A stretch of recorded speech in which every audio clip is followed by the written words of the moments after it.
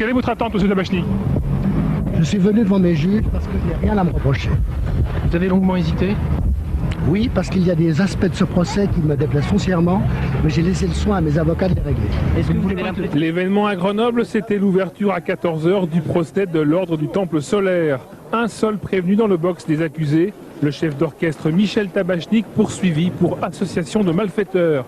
Tabachnik avait menacé de ne pas se présenter. Finalement, il est venu. L'audience est ouverte. Je suis très contente qu'il soit là, il va pouvoir s'expliquer, c'est quand même plus agréable qu'il puisse se défendre. Nous aurons beaucoup de questions à lui poser. Procès exceptionnel, lieu exceptionnel. Faute de place au palais de justice, ce procès se tient pendant 2 semaines à l'ancien musée de peinture, place Verdun. Il fallait trouver un endroit un peu solennel, qui rappelle un peu la justice, sans compassion, mais avec quand même une certaine solennité. Et je pense que cette magnifique salle de la bibliothèque donc, du musée de Verdun est de nature à accueillir dans les meilleures conditions ce procès. Le 6 minutes est entièrement consacré ce soir à cette affaire. Tout de suite, le rappel des faits.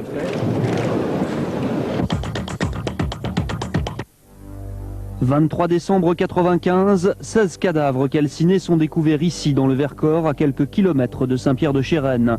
13 adeptes de la secte de l'ordre du Temple solaire et 3 enfants d'1 an et demi, 4 ans et 6 ans. 16 victimes disposées en cercle, comme pour un rituel macabre. 14 d'entre elles ont reçu une ou plusieurs balles de petit calibre après avoir absorbé des tranquillisants. Les 2 autres sont mortes d'une balle dans la bouche. 14 mois plus tôt, 2 autres massacres avaient déjà été découverts en Suisse. Le 4 octobre 1994, 23 personnes sont mortes à Chéry, 25 autres à Salvan dans le Valais le même jour. Toutes étaient membres de l'OTS et parmi elles les 2 gourous de la secte, Jody Mambro, fondateur de l'ordre, et Luc Jouret, grand maître de l'OTS. La mort doit être intégrée non plus par rapport ou comprise non plus comme une fin en soi, mais comme un processus de prise de conscience supérieure. Au Canada aussi, 10 personnes ont péri. Mais dans le jargon de l'OTS, la mort n'est qu'un transit, un voyage vers un monde meilleur, l'étoile de Sirius. Un voyage sans retour pour 74 personnes. Vous avez une affaire énorme, d'une complexité inouïe, qui vous mange tout votre temps. Ce procès, c'est l'aboutissement du travail acharné d'un juge, Luc Fontaine. Lorsque le massacre du Vercors est découvert, il est en poste à Grenoble que depuis quelques semaines. Il a alors 39 ans. Comment sont mortes ces 16 personnes? Là-dessus, le juge se forge très vite une conviction. C'est un assassinat collectif. 2 hommes ont abattu 14 personnes avant de se retourner l'arme contre elles. Mais tout le travail du juge va consister à dépasser la question du comment pour se demander pourquoi ce massacre. Comment était-il mort? On le sait. Pourquoi était-il mort devenait quelque chose de beaucoup plus compliqué, parce que là, évidemment, ça supposait probablement un investissement intellectuel plus difficile. Luc Fontaine va se plonger dans le monde occulte de l'OTS. Dans ce bureau, il va procéder à des milliers d'auditions, commander des centaines d'expertises et des dizaines d'écoutes téléphoniques. L'OTS, c'est l'affaire de sa vie. Je ne sais pas si elle a bouleversé ma vie, elle est extrêmement prenante. Elle est aussi prenante qu'intéressante que terrifiante. Je crois que ce sont les termes qui peuvent être adoptés à ce sujet. Terrifiante pourquoi? Parce que la manipulation des hommes est terrifiante dans cette affaire. Manipulation par qui? Selon le juge, par Michel Tabachnik. Le seul gourou de l'OTS encore en vie a-t-il endoctriné 16 personnes au point de les conduire à la mort? C'est la question au centre de ce procès. Monsieur Tabachnik ne se sent aucune responsabilité morale dans les drames qui ont survenu. Je vous rappelle que son ex-femme, la mère de ses enfants, est morte dans l'un de ces drames et qu'il a lui-même été une des victimes. Position radicalement opposée de l'association de défense des victimes des sectes, pour qui ce procès a valeur d'exemple. Ça va être vraiment un procès pédagogique parce qu'on pourra voir jusqu'où peut mener la manipulation mentale. Et ça, c'est très important actuellement avec l'évolution des sectes en France. Nous contestons depuis 5 ans et demi la thèse du suicide collectif. La polémique, c'est celle qui oppose le juge Fontaine à Alain Vuarnet. Sa thèse, avec d'autres familles de victimes, c'est celle d'une intervention extérieure, d'assassins qui courent toujours. Maintenant de savoir qui, certainement il y a une certains éléments que je vais apporter montreront qu'il y a certaines pistes mafieuses et certains membres infiltrés au sein des réseaux de l'État qui sont responsables de ces crimes en question. Une thèse catégoriquement écartée par l'association anti-secte Partie Civile. Il s'agit donc d'un fantasme total, destiné encore une fois à parasiter ce procès, destiné à nous empêcher de nous intéresser à l'essentiel dans cette affaire, à savoir la doctrine qui était enseignée pendant plus de 10 ans aux adeptes de l'OTS par Michel Tabachnik. 250 personnes assistent à ce procès, parmi elles 85 journalistes représentant les principaux titres de la presse française, mais aussi étrangère. Michel Tabachnik est de nationalité suisse. Les médias de son pays vont beaucoup parler de son procès.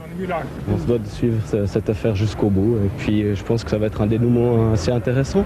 Surtout que M. Tabachnik a été présent. Caméramens et photographes ont parfois dû jouer des coudes pour cette première journée d'audience. Parmi eux, Sylvain, reporter à la télé canadienne. Là-bas aussi, on va suivre l'affaire. Le drame de l'OTS s'est produit aussi à Murray Nights dans les Laurentides au Canada. Donc c'est un sujet qui intéresse les Canadiens. C'est un sujet qui nous a touchés de près aussi. Je ne dis pas que c'est une certitude, mais je dis solennellement que l'on eût pu peut-être éviter le Vercors si l'on avait diligenté ces enquêtes en Suisse comme il eût fallu le faire, c'est-à-dire comme des assassinats. Le massacre de 16 adeptes de l'ordre du Temple solaire en 95 dans le Vercors était-il prévisible et évitable? La question était au cœur des débats de ce deuxième jour de procès de l'OTS à Grenoble. Sur la sellette, les enquêteurs suisses qui ont travaillé sur les 2 premières tueries qui ont eu lieu en Suisse un an avant le Vercors. Des parties civiles reprochent à ces policiers d'avoir bâclé l'enquête en oubliant des mesures élémentaires. Qui sont des mesures qui sont prises dans la moindre petite affaire de vol, de vente de stupéfiants. C'est de placer des gens sous écoute téléphonique, c'est de faire des surveillances postales, c'est de faire des filatures. Tout cela n'a pas été fait. Et lorsque je pose la question au policier à la barre, il n'a pas de mots pour me répondre. Des policiers suisses assez mal à l'aise à l'audience et pas très bavards à la sortie. Est-ce que vous croyez qu'on aurait pu éviter le massacre du Vercors? S'il vous plaît. Pas de déclaration, pas de déclaration. Pas de déclaration. L'image qu'on peut retenir de ce 3e jour de procès de l'OTS à Grenoble, ce sont ces témoins dissimulés derrière leurs chapeaux et leurs écharpes. Ce sont des nostalgiques de la secte et ils sont venus à la barre aujourd'hui pour défendre Michel Tabachnik. Selon eux, les textes écrits par le chef d'orchestre n'ont pas pu pousser des adeptes au suicide. Est-ce que M. Tabachnik à Avignon a tenu un discours qui favorisait le suicide des adeptes? Je dis que la réponse est non. Est-ce que M. Tabachnik, par ses archers, a conditionné les gens qui se sont suicidés? Je dis que la réponse est non, puisqu'à chaque fois qu'un témoin vient, il vient vous dire qu'il ne les a pas lus parce que c'était hermétique et c'était totalement illisible. Avez-vous passé une bonne matinée? Je passe jamais un bon moment ici, cher monsieur. Pourtant, il y a plein de gens qui vous soutiennent, qui vous aiment, tous les témoins le disent. Vous n'avez rien à voir dans les massacres? Je n'ai rien à voir dans les massacres. Ça fait 5 ans que je le crie. Pour l'association anti-secte Partie Civile, c'est clair, ces témoins pro-Tabachnik sont encore sous influence. Manifestement, Michel Tabachnik exerce un ascendant sur eux. Je pense qu'effectivement, ces témoins, de manière consciente ou inconsciente, couvrent et protègent Michel Tabachnik, qui est finalement le dernier des dirigeants survivants de l'ordre. Je ne crois pas en ce procès parce que l'instruction a été incomplète et vous aurez un mauvais procès, vous verrez ce que je vous dis. La colère de Alain Vuarnet au 4e jour du procès de l'ordre du Temple solaire dont Michel Tabachnik est le seul prévenu. Le tribunal se penchait aujourd'hui sur les circonstances de la mort des 16 personnes dans le Vercors en décembre 1995, parmi lesquelles la mère et le frère d'Alain Vuarnet. Parmi les questions soulevées, celle de la carbonisation des 16 corps. Cet expert, mandaté par Alain Vuarnet, a retrouvé du phosphore sur les lieux du drame à la barre. Il a avancé une explication. L'hypothèse d'un lance-flamme me paraît une bonne hypothèse. C'est peut-être pas la bonne, hein, mais c'en est une qui est plausible. Ce phosphore, fatalement, il a été utilisé par un outil dit militaire ou paramilitaire. C'est évident pour que la crémation ait été faite de cette façon-là. L'avocat de Alain Vuarnet en tire alors une conclusion. Cela montre que les personnes en question n'ont jamais voulu se suicider, qu'il y a bien voulu une volonté extérieure de les éliminer pour des raisons des mobiles financiers dont on n'a jamais voulu au sein de l'instruction opérer. Ça touche certainement des organisations de type mafieuse, comme on a pu voir certains témoins l'indiquer, et en forcerie avec un bras armé qui est peut-être une infiltration au sein des renseignements, au sein des services spéciaux de l'État français. Une hypothèse balayée par l'avocat de l'ADFI, association anti-secte. Je crois surtout qu'une partie civile, une famille de victimes comme les Vuarnet, souhaite croire à cette thèse de l'intervention extérieure parce qu'elle donne une explication rationnelle aux membres de la famille qui ont disparu. Or, l'explication de cette affaire, elle est irrationnelle. Elle est liée à la manipulation mentale sur des êtres au psychisme faible, manipulés par des gourous. Coup de flash sur le laboratoire de médecine légale du CHU de Grenoble. C'est ici que les 16 cadavres de l'OTS ont été identifiés en décembre 1995. Ce médecin légiste était aujourd'hui devant le tribunal pour expliquer le rôle de ce service. L'OTS, c'est la première grande affaire gérée ici. C'est indiscutablement une expérience qu'on ne souhaite pas revivre, bien sûr souvent, mais qui a été profitable pour l'équipe pour gérer ces procédures. Et je pense que nous avons en particulier géré une procédure de liaison avec des équipes spécialisées de la gendarmerie, l'IRCG, de Rosny-sur-le-Bois, qui a été utile dans d'autres situations. Effectivement, 4 ans après, ce service a été mobilisé sur un autre drame, le tunnel du Mont Blanc. 39 corps à identifier.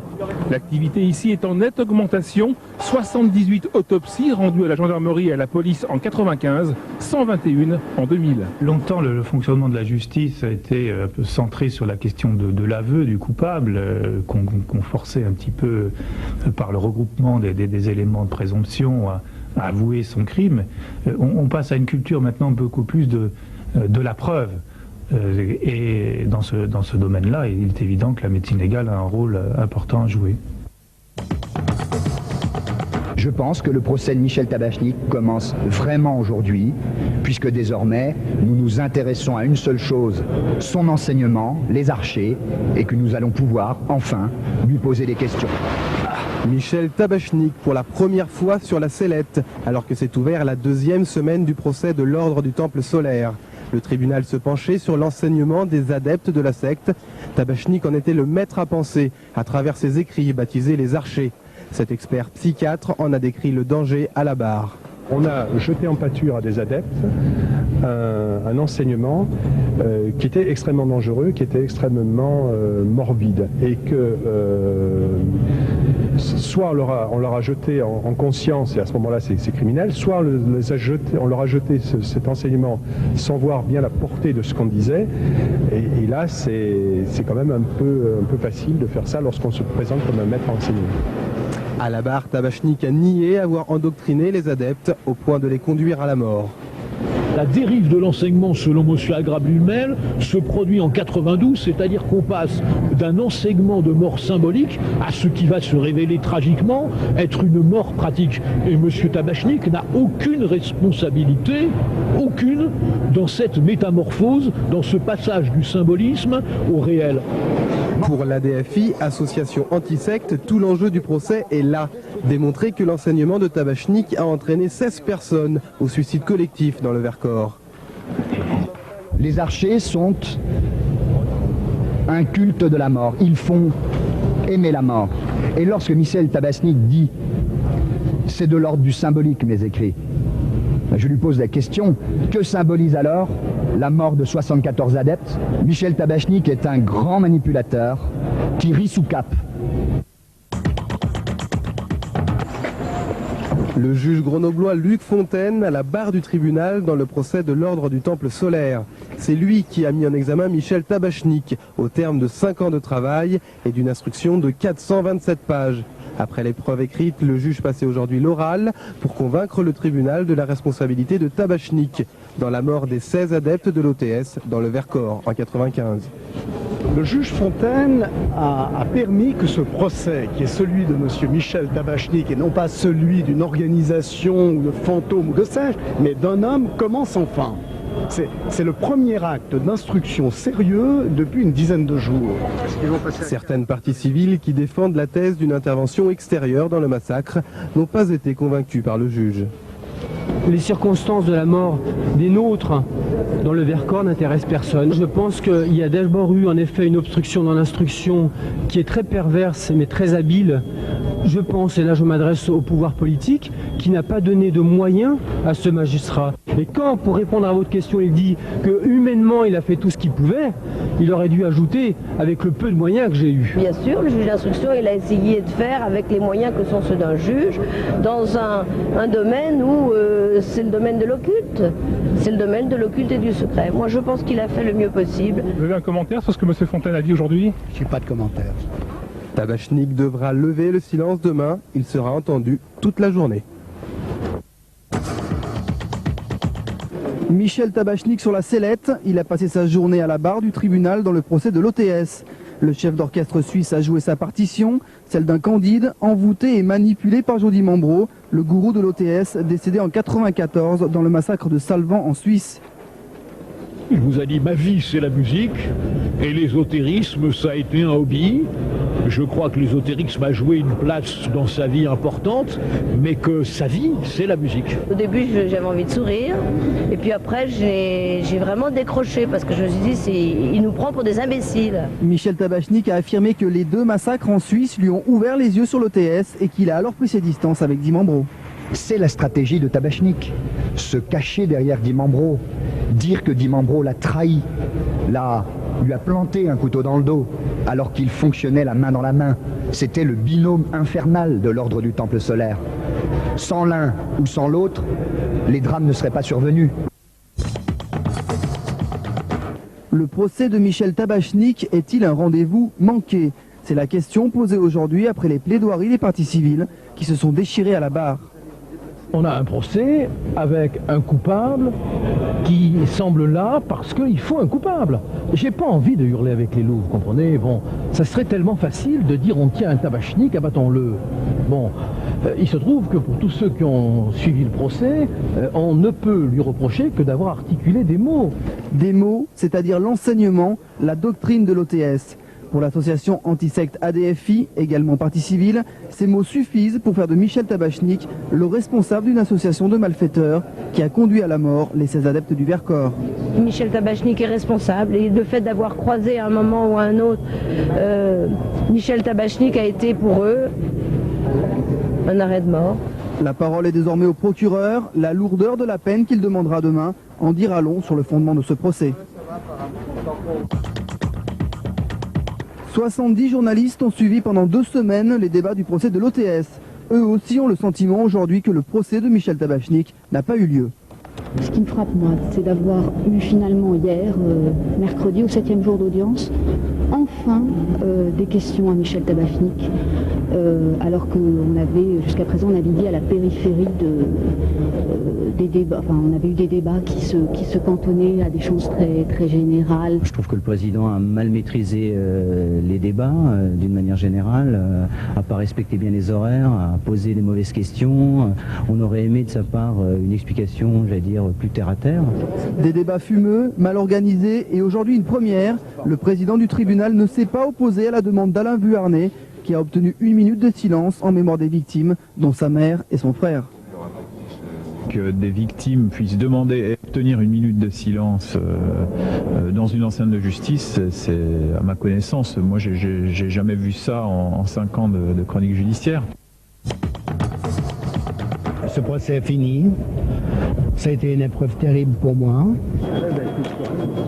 L'image de Michel Tabachnik sous le choc. 5 ans de prison ferme ont été demandés contre lui par le procureur Pierre-Marie Cuny. Un procureur qui a qualifié Tabachnik de manipulateur, de complice de Jody Mambro, le gourou de l'OTS, décédé en 1994 dans le massacre de Salvan en Suisse. Tabachnik-Di Mambro, le duo infernal qui a conduit à la mort 74 adeptes de l'OTS. Ce qui me paraissait important, c'est que l'on dénonce tout cet enchevêtrement, tout cet enchaînement, tout ce conditionnement, tout cet endoctrinement qui a été le Temple solaire. L'enseignement professé par Michel Tabachnik au sein de l'ordre du Temple solaire n'avait rien de symbolique. La peine requise aujourd'hui ne devait avoir rien de symbolique, mais devait être terriblement concrète. Monsieur Tabachnik paye le fait qu'il est vivant, qu'il est célèbre, qu'il est connu et que finalement la justice n'avait que lui à se mettre sous la main.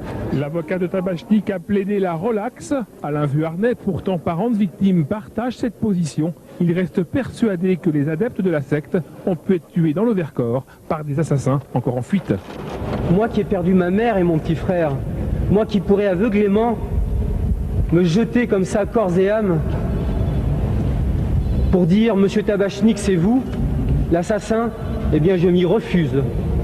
Je plaide moi aussi relax et je demande une nouvelle instruction. Le jugement a été mis en délibéré. Il sera rendu le 25 juin.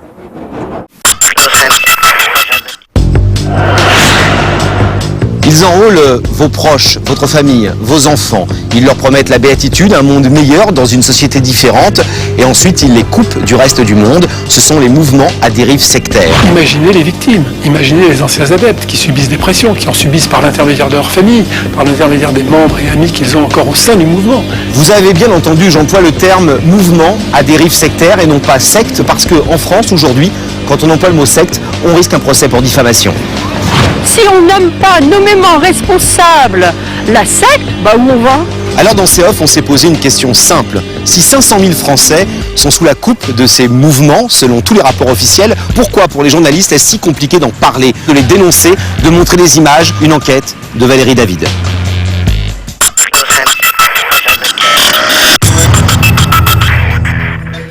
Secte, groupe dans lequel on pratique une manipulation mentale qui entraîne endoctrinement, contrôle de la pensée, viol psychique. Secte est devenu un terme péjoratif, un mot tabou. Leurs gourous et leurs adeptes préfèrent se présenter comme des associations cultuelles, des mouvements philosophiques ou encore de nouvelles religions. Ils attaquent systématiquement en diffamation tous ceux qui prennent le risque de les nommer comme tels. On parle donc communément de mouvements à dérive sectaire. Parmi les quelques 200 groupes recensés rien que dans notre pays, les plus puissants comptent près de 120 000 adeptes. Nous voulons, en tant que ministres de Dieu, suivre le même exemple que Jésus-Christ. Il y a les plus téméraires qui vont affronter les hivers canadiens avec toute leur famille à l'abri d'un tipi et ceux qui défient ouvertement notre entendement. Un jour, on allait ainsi. À peine 20 minutes, 15 000 aéronefs qui venaient lancer par les attentes vers nous. Du sud-ouest de la France venaient vers nous. 15 000.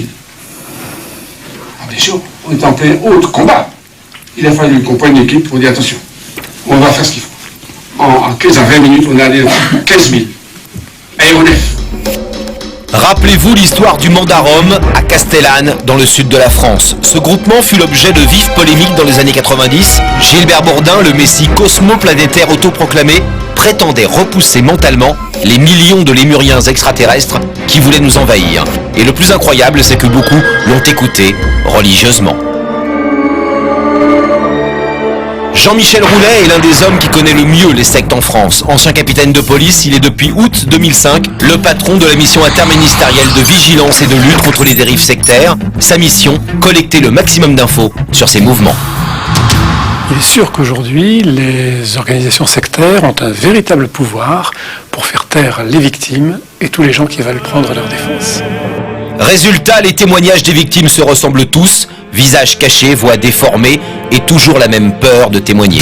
Eh bien, témoigner à visage découvert, je ne peux pas me le permettre actuellement parce que je me sens sous pression, sous contrainte.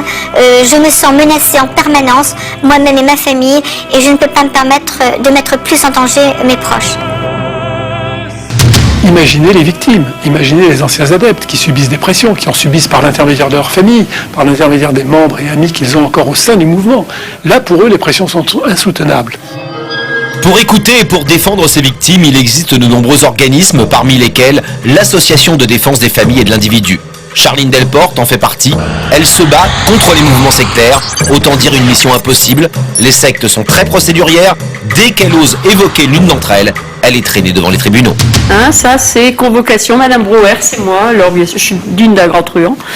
Voilà, comparation, ça c'est celle dernière en date. Voilà un peu ce que c'est d'être président d'une association qui reçoit des victimes de sectes.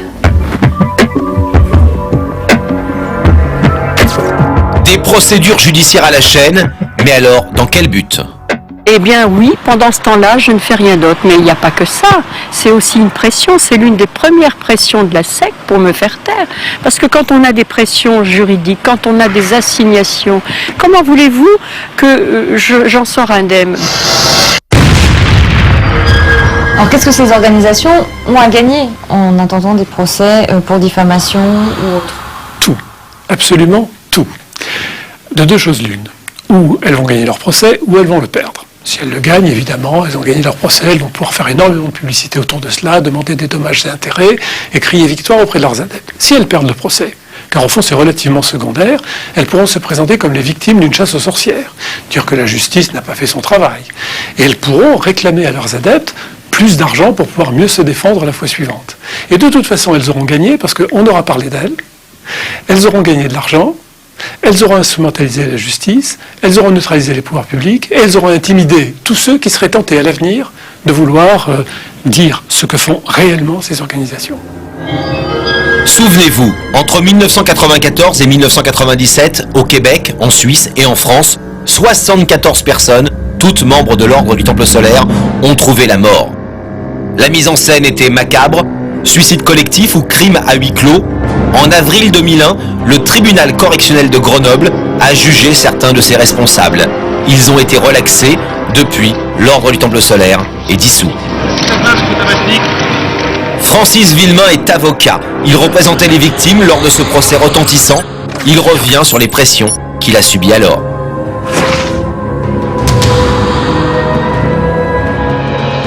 Lorsque j'ai été l'avocat d'une association anti-secte, l'UNADEFI, il y a eu des tentatives de séduction, des tentatives de corruption, et enfin, comme ça ne marchait pas, plusieurs tentatives d'intimidation.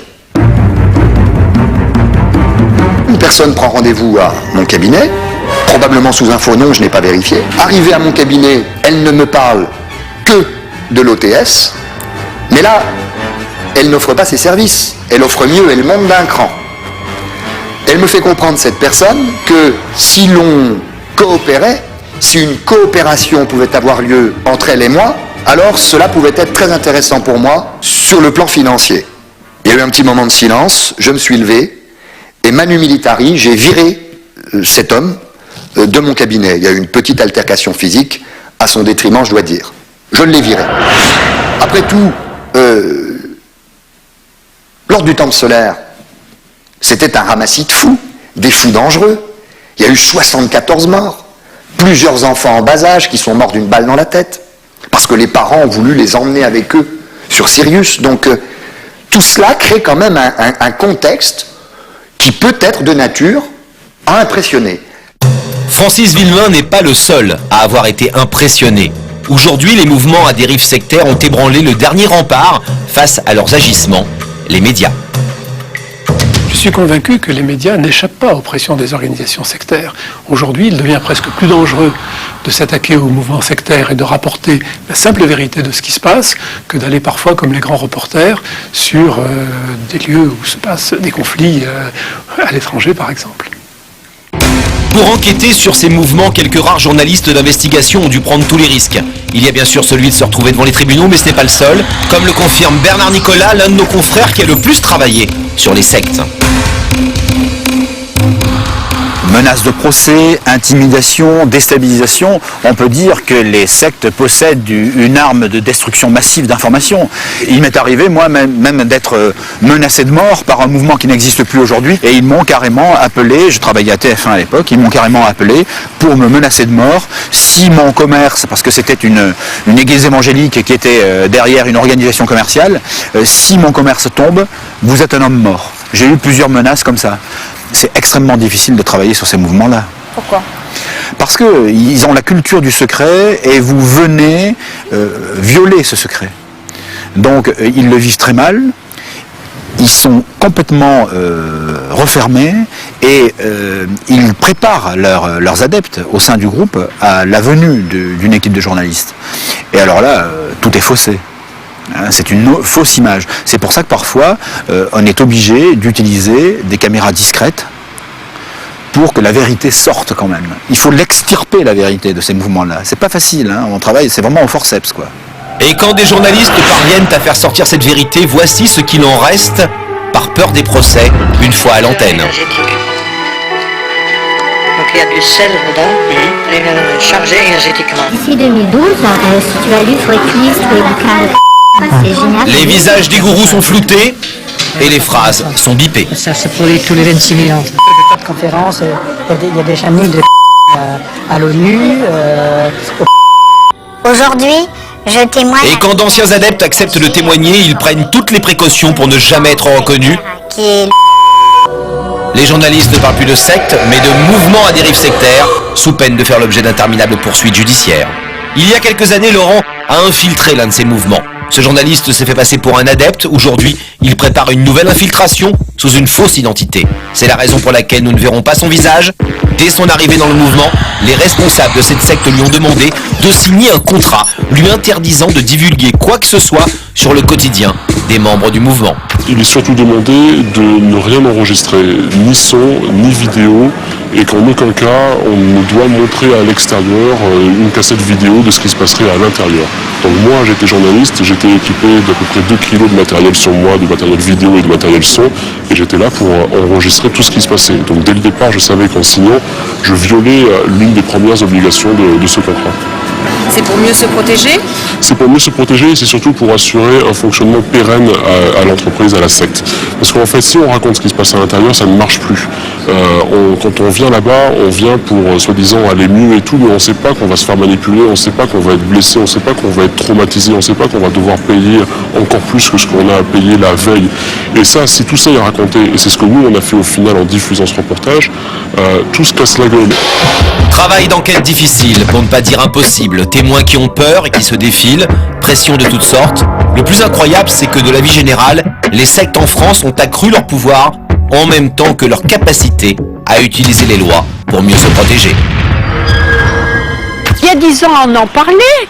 Et puis on disait, voilà, il s'agit de la secte Jéhovah, des témoins de Jéhovah, les scientologues, les raéliens, et on expliquait leur doctrine. Si maintenant on parle même plus, hein, moi j'ai vu et j'ai entendu parler, même s'ils ont énormément d'audience, des nouvelles sectes, ça veut rien dire pour nous, ça veut rien dire du tout ça. La secte, on la nomme.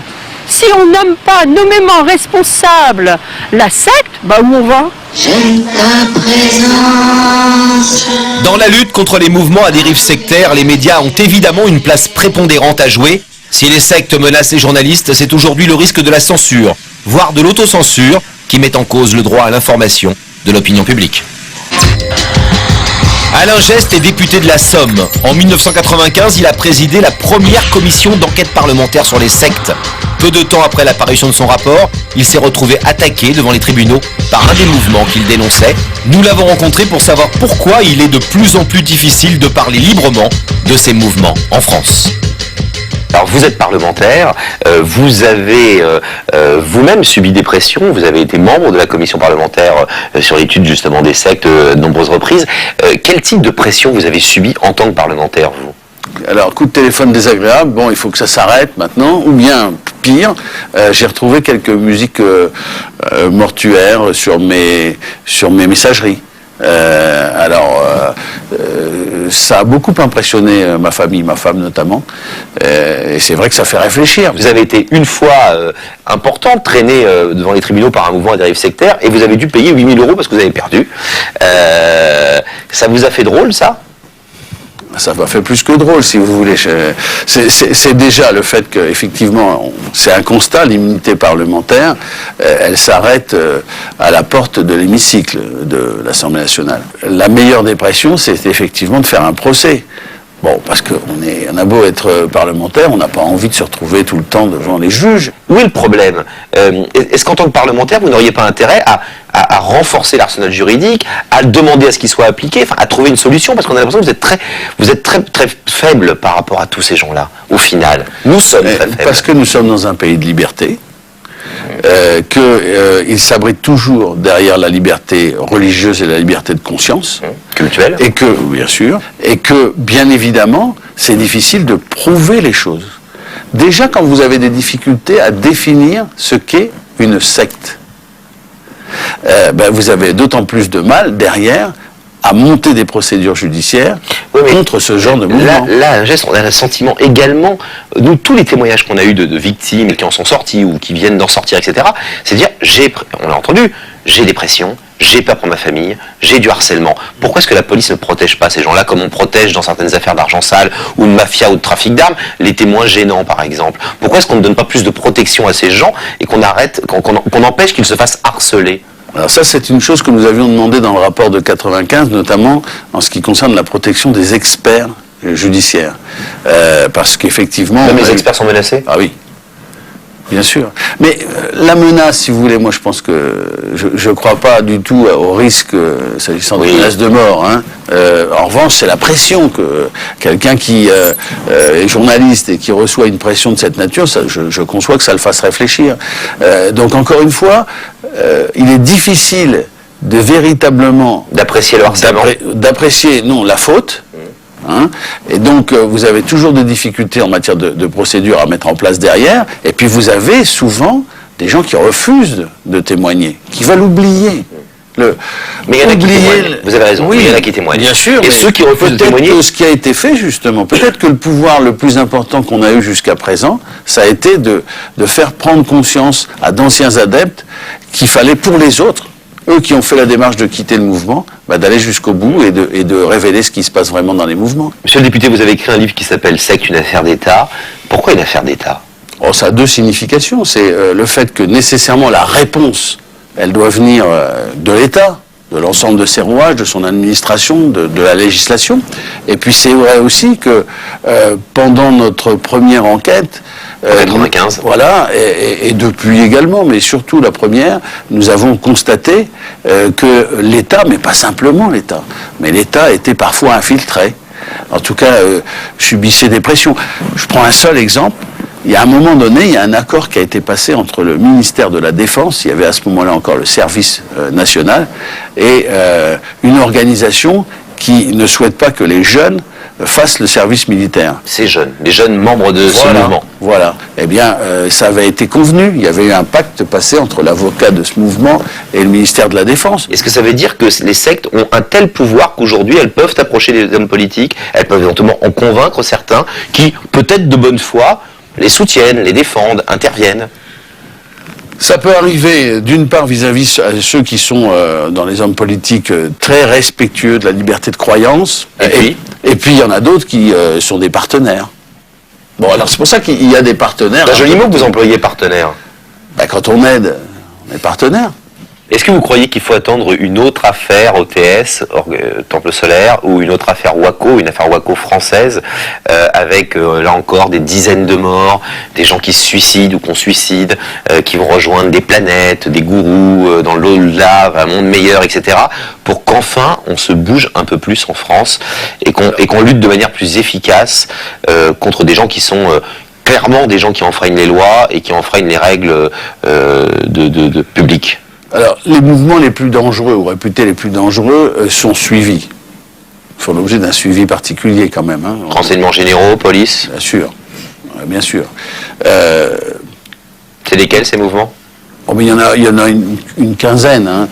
C'est pas énorme sur le territoire national. On peut en citer quelques-uns? Non, je ne vous citerai aucun mouvement. Ces mouvements qui sont suivis par les renseignements généraux? D'abord, évidemment, je risquerais d'en oublier. Peut-être, je n'ai pas un élément, je ne sais pas tenu à jour en ce qui me concerne, mais aussi parce que, évidemment, je risque d'être de nouveau traduit devant les tribunaux. C'est très clair.